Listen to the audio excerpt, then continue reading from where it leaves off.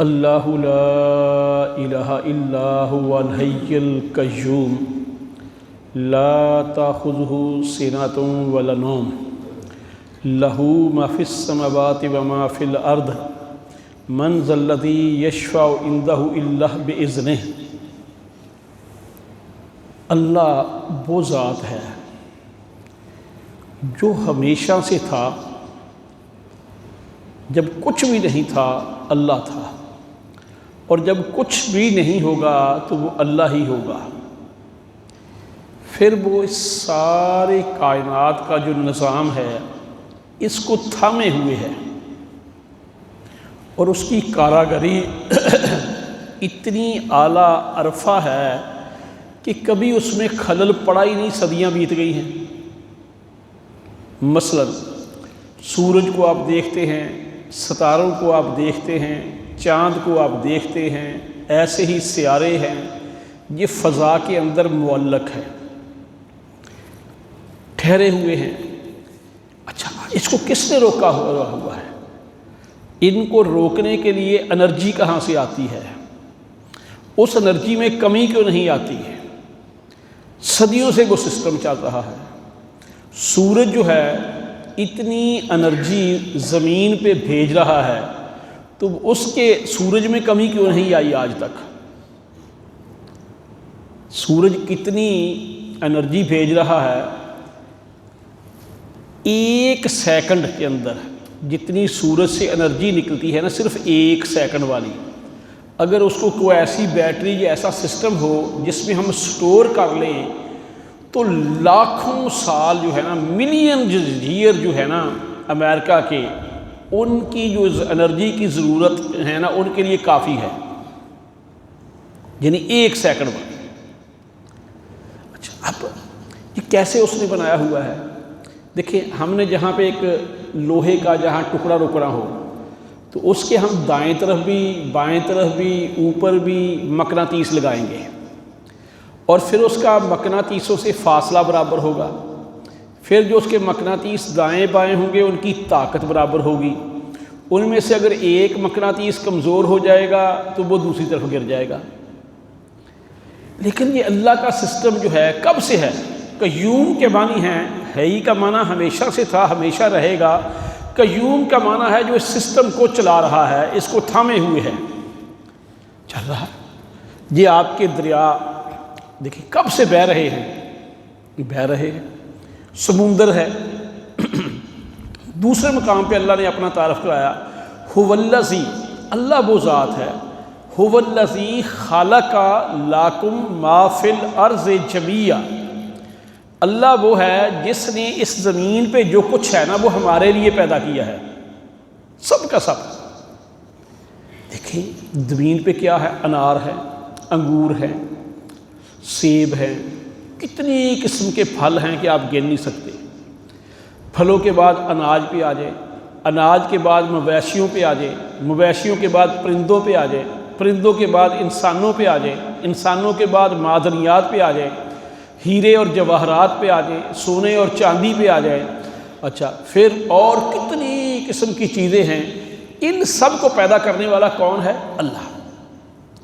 اب اللہ نے اپنا تعارف ایسے انداز میں کروایا ہے کہ جس کا مقابلہ، جس کا موازنہ دوسروں کے ساتھ ہو ہی نہیں سکتا۔ مثلا جبریل علیہ السلام ہیں، بڑے اونچے مقام کے فرشتے ہیں، کیا یہ زمین جبریل علیہ السلام نے بنائی ہے؟ زمین کے اندر جو کچھ ہے یہ جبریل علیہ السلام نے اگایا ہے؟ اچھا، اس کے بعد چلو ہم باقی سب کو چھوڑتے ہیں، اس کائنات میں جتنی بھی مخلوقات ہیں سب سے اعلیٰ افضل عرفہ محمد الرسول صلی اللہ علیہ وسلم ہیں، سارے فرشتوں سے بھی اعلیٰ، یعنی جبریل علیہ السلام بھی آپ کے قاصد تھے، آپ کے چٹھی رساں تھے، آپ تک پیغام لانے والے تھے، آپ کا مقام ان سے بھی آگے ہے۔ اللہ کی ذات کے بعد مخلوقات میں اگر کسی کا مقام سب سے اونچا ہے وہ کون ہے؟ محمد الرسول صلی اللہ علیہ وسلم۔ لیکن محمد الرسول صلی اللہ علیہ وسلم نے جو دنیا بنائی ہے، محمد الرسول کو کس نے بنایا ہے؟ اللہ نے۔ اللہ کہتا ہے اِنَّا أَعْطَيْنَاكَ الْكَوْثَرَ، کہ اے نبی ہم نے تمہیں کوثر دی ہے۔ ورفعنا لک ذکرک، اے نبی ہم نے تمہارا ذکر بلند کی ہے، کس نے؟ اللہ نے۔ وما ارسلناک الا رحمۃ للعالمین، ہم نے تمہیں رحمت للعالمین بنا کے بھیجا ہے۔ یعنی امام الانبیاء حضرت محمد الرسول اللہ صلی اللہ علیہ وسلم کو بھی ہر چیز کس نے دی ہے؟ اللہ نے۔ اب دنیا سے کون لے گیا محمد الرسول صلی اللہ علیہ وسلم کو؟ اللہ۔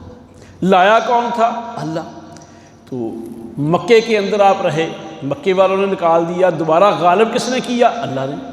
تو میرے بھائی آج سب سے افسوس کی بات یہ ہے کہ جس امت نے اللہ کا تعارف لوگوں کو کروانا تھا، آج وہی بھول بلیوں میں پڑی ہوئی ہے، انہیں اپنے طور پہ ہی اللہ کا تعارف صحیح معنوں میں نہیں ہے۔ تو اللہ سے دعا ہے، اور ایک بات کہہ کے میں بات ختم کرتا ہوں، یہ تو تھی اللہ کی شان۔ اب اللہ رحیم بھی بہت ہے، بہت کریم ہے۔ میرے جیسا عام بندہ جب اللہ سے معافی مانگتا ہے نا، اللہ بہت خوش ہوتے ہیں، بہت خوش ہوتے ہیں۔ اب خوشی کو ماپنے کے لیے نہ تو ہم کہہ سکتے ہیں اتنے من، اتنے سیر، اتنے کلو گرام، اتنی جو لمبائی، خوشی کے ماپنے کا پیمانہ نہیں۔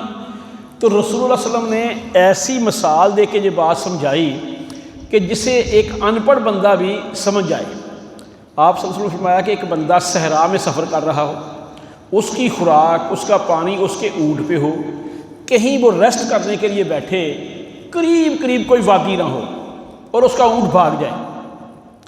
جب اونٹ بھاگ جائے، کوئی آبادی نہیں، کوئی انسان نہیں، کوئی کچھ نہیں، کوئی پرندہ نہیں، اسے یقین ہو جائے کہ اب میں تو مر جاؤں گا اس جنگل میں، نہ پانی ملے گا، نہ خوراک ملے گی، نہ کوئی انسان ہے، نہ حیوان ہے، کچھ بھی نہیں ہے۔ تو جب اسے یقین ہو جائے پکا کہ میں مر جاؤں گا، اچانک سڈن اس کا اونٹ سامنے آ جائے۔ جب اس کے سامنے آئے معجزانہ طور پہ، تو وہ اچانک خوشی میں کہہ دے کہ یا اللہ تو میرا بندہ ہے، میں تیرا رب ہوں۔ یعنی اسے پتہ ہی نہ چلے کہ میں خوشی میں کیا کہہ رہا ہوں۔